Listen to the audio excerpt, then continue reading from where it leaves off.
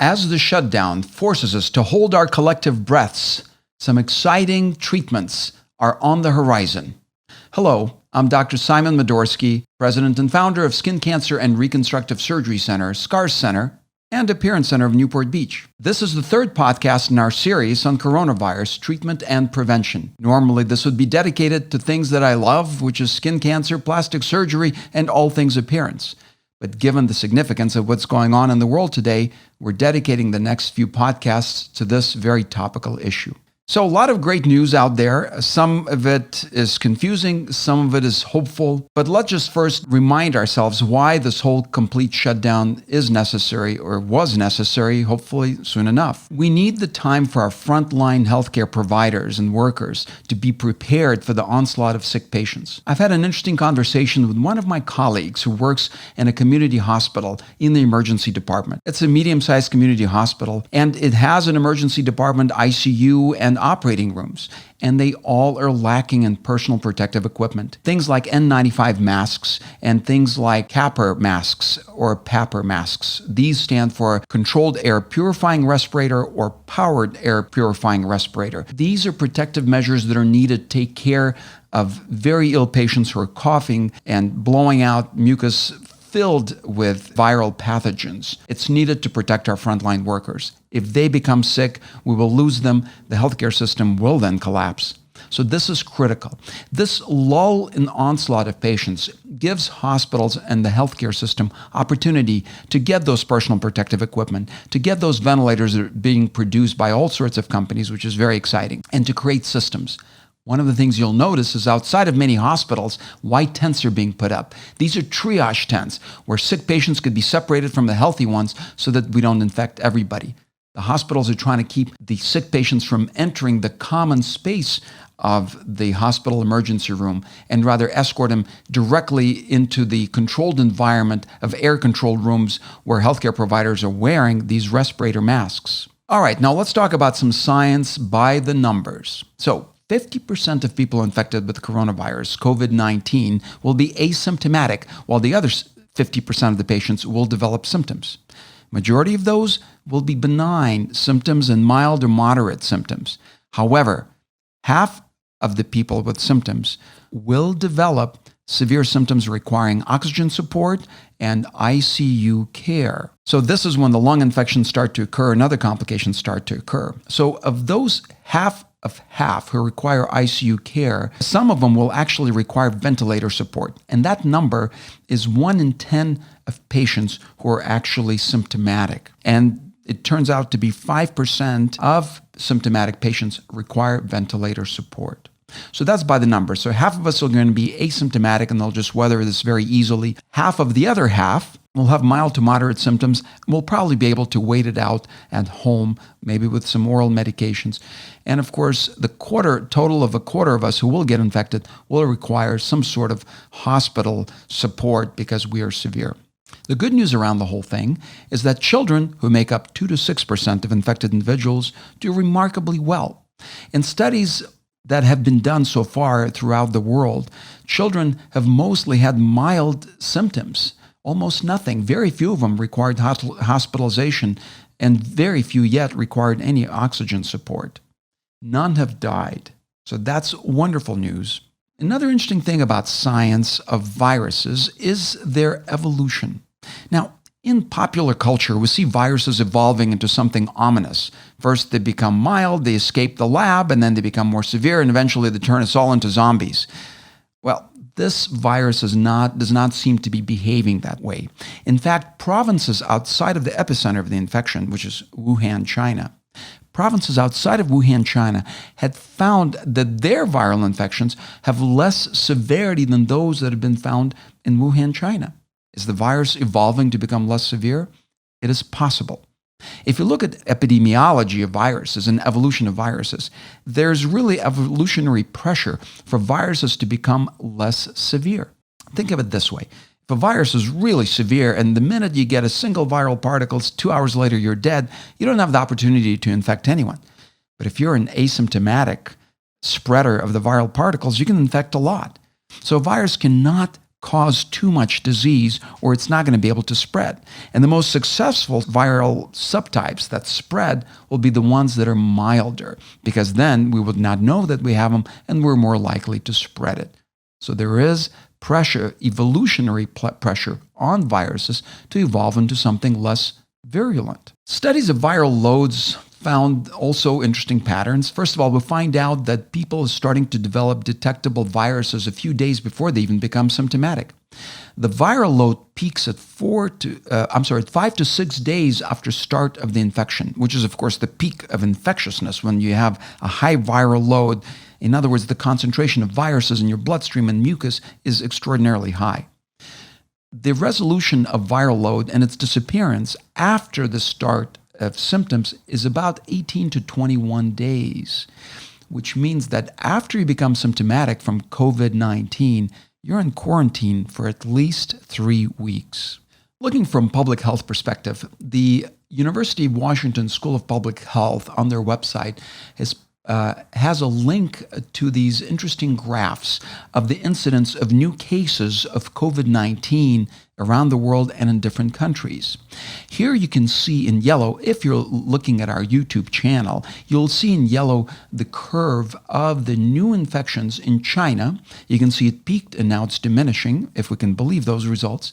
You can also see in the next graph the new case development in South Korea, also one of the early countries to get this infection. And you can see the new case incidence has peaked, and now the new cases are decreasing each day, which is very hopeful. And the last one is, of course, US, and you can see the curve going straight up. It's a function of the fact that the testing is finally getting rolled out, and we're now discovering who truly had the virus. So we're a little bit behind the time in knowing who has it, but we expect this viral curve to go straight up at this point as we are doing more and more testing. Now, the most exciting part of this is the therapeutic interventions possible, the treatments for this virus. One of the most popular ones in the news has been remdesivir. This is a broad-spectrum antiviral medication, originally developed for Ebola, and it affects the RNA viruses such as Ebola and coronavirus. Studies are mixed right now. They've shown that remdesivir decreases total viral load in patients throughout the treatment, but does not change the clinical course of the disease, which is disappointing. So what does that mean? Did they simply not start this drug early enough, and maybe it was too late to change the clinical course of the disease? In other words, so much damage has been done, it doesn't matter that you're decreasing the viral load, it's already caused its damage. We don't know. The studies are on the way. We should have some preliminary results in about 2 to 3 weeks. The other common drug that's been used a lot has been an anti-HIV combination drugs called lopinavir and ritonavir, marketed under the name Kaletra. The results are a little bit uncertain. There have been some positive results, some negative results. There are certainly some drugs that are more effective than that combination. Again, studies are ongoing on this to find out how effective it really is. Both remdesivir and this lopinavir-ritonavir combination have been also used with interferon, a common immune-stimulating drug that has been combined with them and had shown some promise in decreasing the infection with COVID-19. Now, the most popular drug out there right now is chloroquine, the antimalarial, and its less toxic cousin, the newer hydroxychloroquine, commonly sold in the United States as Plaquenil. It is marketed for rheumatoid arthritis and lupus. It's quite effective in that, and it has been shown to actually be effective in COVID-19 infection. It's available in pill form, but a company is developing an aerosol version of that could be inhaled right into the lungs and treat the virus at its source. There's been a run on this medication, so all the pharmacies are out. The two companies, Mylan and Teva Pharmaceuticals, are working feverishly to create more, to actually manufacture more of these medications, and they will be available for shipping March 31st, with 10 million pills available by mid-April. The most important long-term objective is herd immunity. Either all of us get it and become immune and the virus simply dies out, or we develop a vaccine where we vaccinate everybody and we have antibodies in our bloodstream that will resist the virus and prevent it from infecting. And this way, the virus will die out.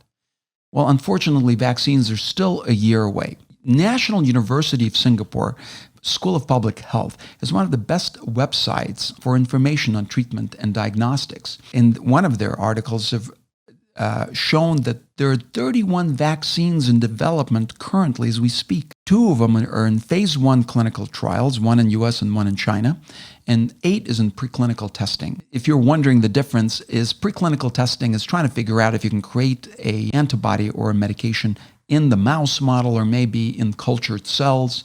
But phase 1 clinical testing is you're actually testing it on real humans to see if inoculating them with some sort of vaccine will produce antibodies. If you've shown that it does work, then you go to phase 2 clinical testing, checking for toxicity, and you go to phase 3 clinical testing that checks for efficacy, and it's a huge study usually. We're still about a year from actually some vaccine being available. Another very exciting part of treatment is something called convalescent plasma. This is plasma derived from individuals who've already been infected and have developed their own immunity, their own antibodies. So there are 2 ways to develop natural antibodies. Either we get a vaccine and develop it, or we get infected and we develop it.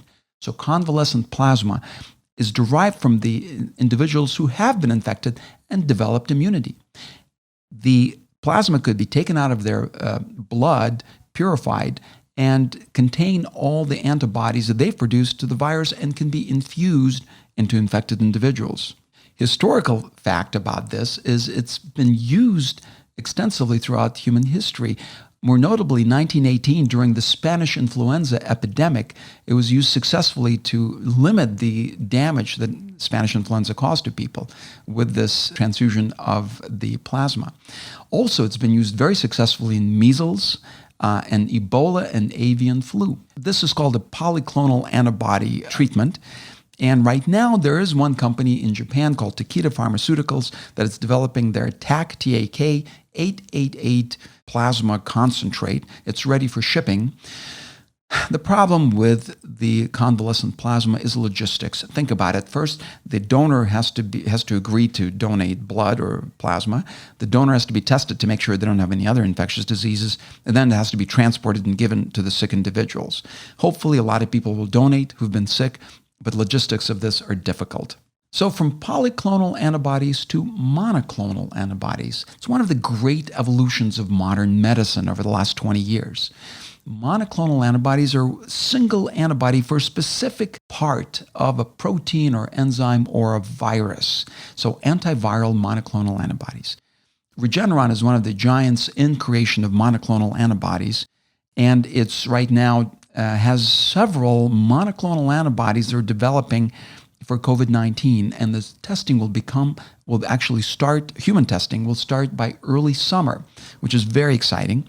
And the way they created it is they used either the mouse model or the humans who've been infected and looked for antibodies to the coronavirus. They checked to see which of those multiple polyclonal antibodies are really highly effective against the viral replication, and they used that to manufacture and create a lot of these monoclonal antibodies. So it's just a purified antibody in billions or trillions of particles that can be infused as a medication. Biogen and Vir Biotechnology are 2 other companies that are developing monoclonal antibody. The direct antiviral therapy against the virus has been developed for influenza extensively. And we know some of these medications, such as Tamiflu, at least in the United States, that we can take for influenza. Now, some of these medications can actually be used against the coronavirus. So a drug in China has just been approved that is an anti-influenza drug developed by a Japanese company and approved in Asia for flu. Chinese testing have actually shown that it's very effective against coronavirus, and it's been approved in China for that use. The drug now is called favipiravir, and it was formerly known as favipiravir. It inhibits viral RNA-dependent RNA polymerase. It beat that anti-HIV drug combo, lopinavir and ritonavir, in efficacy studies. So this drug is something to look for. There are other anti-influenza drugs being tested, including the Tamiflu, or the generic name of that is oseltamivir. And we will find out if those are effective. The others being considered are actually anti-hepatitis antiviral medications. Another strategy for treatment of COVID-19 is inhibition of the most toxic part of COVID-19 infection, and that is cytokine storm. Another name for cytokine storm is cytokine release syndrome. Now, cytokines are little chemicals that are released by our white blood cells, such as T cells or macrophages, when an infection occurs. In fact, these cytokines, once they are released in the setting of infection, stimulate other white blood cells of our immune system to stimulate more cytokines so that an infection can be controlled. These are highly toxic substances that create tremendous amount of inflammatory response and just rev up the immune system. Now, what happens if the virus activates cytokine release throughout our entire body? All the white cells simply purge their cytokines throughout. Well, this is devastating to the human body. This is how we develop SARS. This is severe acute respiratory syndrome. That's how we develop kidney failure and other organ failures, which is fatal in many cases. Strategy is to try to stop the cytokine storm or cytokine release syndrome. Now, for those of you that are science geeks, there's actually a specific name for that syndrome, and it's called secondary hemophagocytic lymphohistiocytosis, HLH. A great article in Lancet actually describes this whole cytokine storm, and you can get the link to it from our show notes. Some of the cytokines, just for interest, are called interleukin-2, interleukin-6, interleukin-7, tumor necrosis factor, and many others. So there are monoclonal antibodies that are actually being developed to treat the cytokine storm. The most common cytokine that they're impacting is anti-interleukin-6 or interleukin-6. The antibody to it is, the monoclonal antibody is called tocilizumab, and it's traditionally used for rheumatoid arthritis and juvenile idiopathic arthritis. Trials are underway in China to check for its efficacy. Another anti-IL-6 drug, traditionally used for rheumatoid arthritis, is called Kevzara, but its generic name is sarilumab. There are several other monoclonal antibodies, drugs against these cytokines.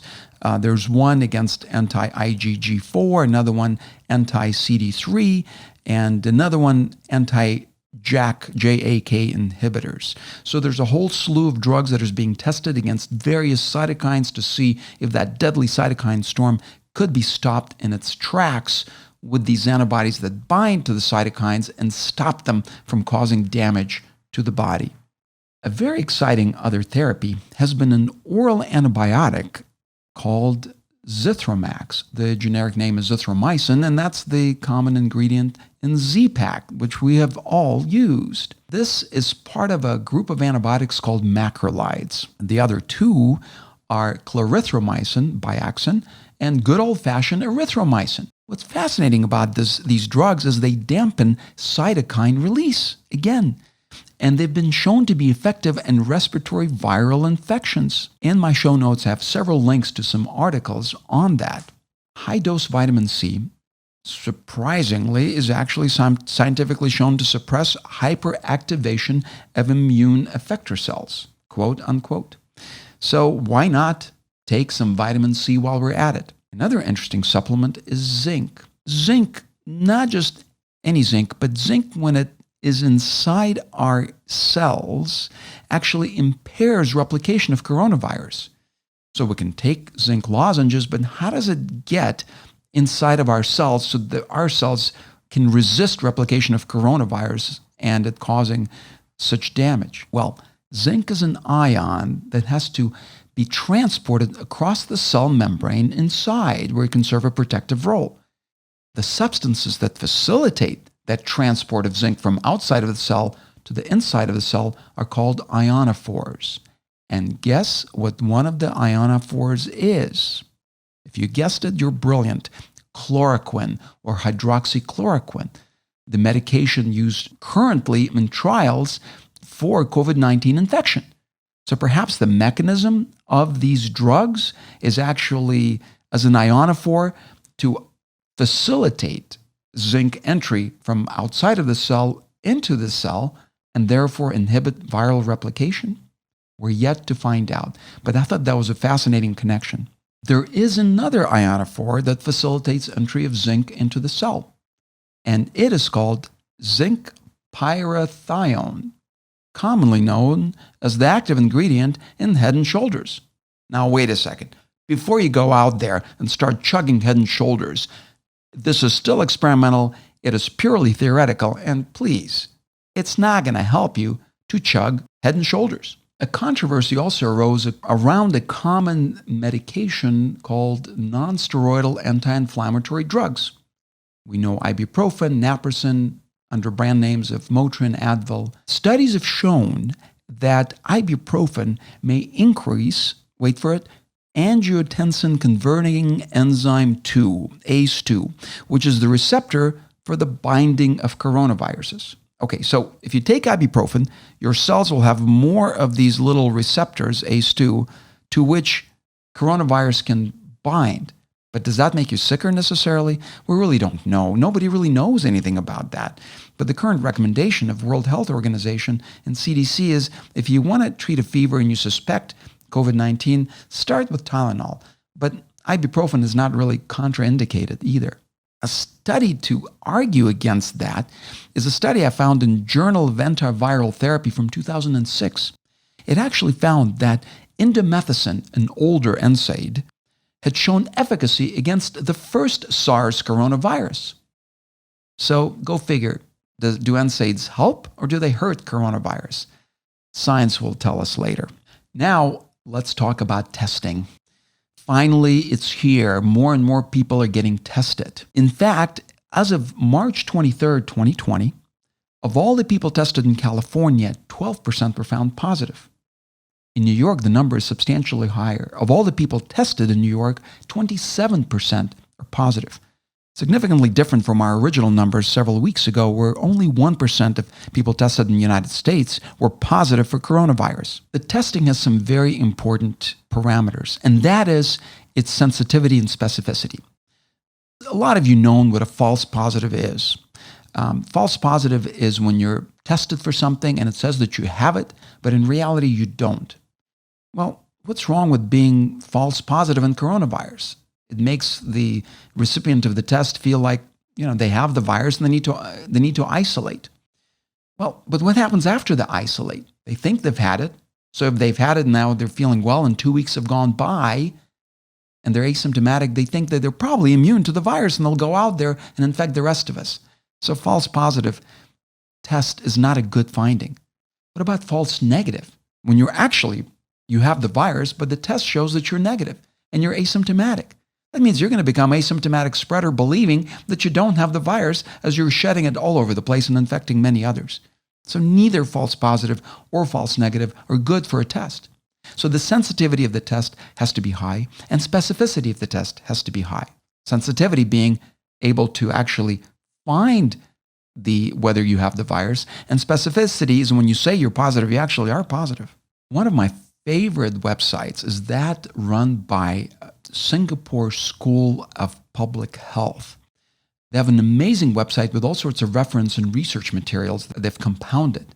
One of them is actually on the testing. They had found that there are currently 81 tests for coronavirus, SARS coronavirus 2. 8 of them are non-commercial government or public agencies, and 73 are commercial.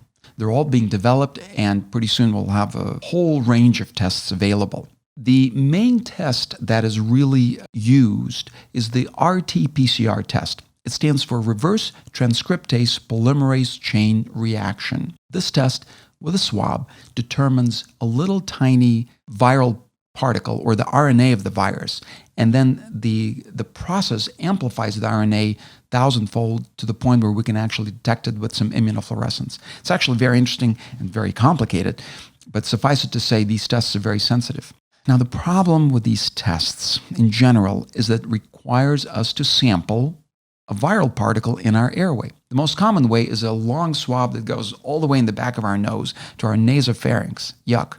The other one can go in the oropharynx, gag, And of course, the best way is to do something called bronchoalveolar lavage and get the mucus from your lungs. It's an invasive procedure, or you got to cough it up. The problem with swab testing is, what if you have a low viral count and you don't get a really good swab of your nasopharynx and you didn't really catch any viral particles? Unlikely, but that can happen with bad swab technique.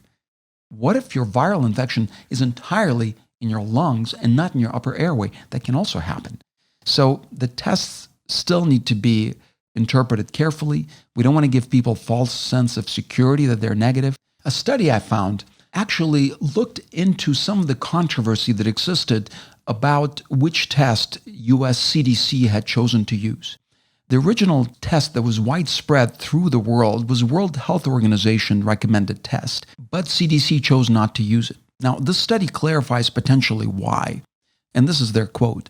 WHO recommended testing was for the RNA-dependent RNA polymerase, RDRP. US CDC recommended nucleocapsid protein N gene testing. The CDC recommended test was 43 times more sensitive. Clearly, that's a huge difference. We do not want to miss people who actually have coronavirus infection and give them a false negative result. That could be disastrous for community spread. It's best not to test individuals with a bad test and just have them all quarantine or socially isolate like we've been doing for 2 weeks, than to give people hope that they're negative and then have this spread throughout the community. All right, on the brighter side of things, first of all, we're going to have survivors from this viral infection. And survivors are going to have precious plasma filled with antibodies that can be used to treat others who are severely ill. The other great bright thing is what's happening in the world of science, public health, and the commercial enterprise. We see this joint venture between public organizations, governments, commercial organizations, and companies together with scientists to create these new treatments. Look at all the treatments we've just discussed and all the testing that's being done. It's extraordinary what's happening out there. Science is on fire. And finally, I'd like to give a great big thank you to our first-line healthcare providers who are waiting there with limited equipment and supplies, creating systems in place, getting ready for all the sick patients that are going to start flooding into emergency departments, the intensive care units, and the operating rooms. We thank you for your service. And that's all we have for today. Thank you for listening, and I'm looking forward to speaking with you next time.